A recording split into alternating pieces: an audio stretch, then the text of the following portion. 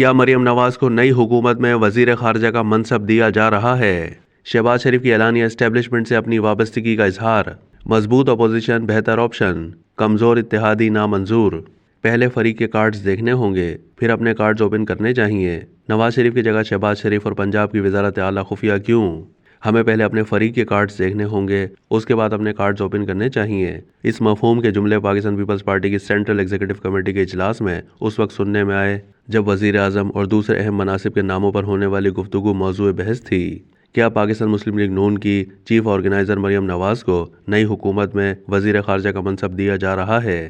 یہ باز گشت پیپلز پارٹی کے اجلاس کے بعد شرکاء کے درمیان ہونے والی گفتگو میں سنی گئی، جبکہ ندیم افضل نے یہ تجویز پیش کی ہے کہ ہمیں پاکستان تحریک انصاف کے ساتھ بیٹھنا چاہیے کیونکہ عوام نے انہیں مینڈیٹ دیا ہے۔ بظاہر اس تجویز کی کوئی مخالفت نہیں ہوئی۔ اجلاس کے ذرائع کے مطابق وزیر اعظم کے منصب کے لیے نواز شریف کی جگہ شہباز شریف کا نام سامنے آنے پر بھی مختلف پیرائے کے حوالے سے گفتگو ہوئی، اور اس حوالے سے مختلف لفظوں اور اشاروں میں شہباز شریف کے اس موقف کا بھی حوالہ دیا گیا جس میں انہوں نے اعلانیہ اسٹیبلشمنٹ سے اپنی وابستگی کا اظہار کیا تھا۔ اجلاس میں اس موضوع پر بھی آراء سامنے آئیں کہ کمزور اتحادی کے بجائے مضبوط اپوزیشن کو ترجیح دی جائے۔ یہ بھی استفسار کیا گیا کہ مسلم لیگ نون ابھی تک پنجاب کے وزیر اعلیٰ کا نام سامنے نہیں لائی۔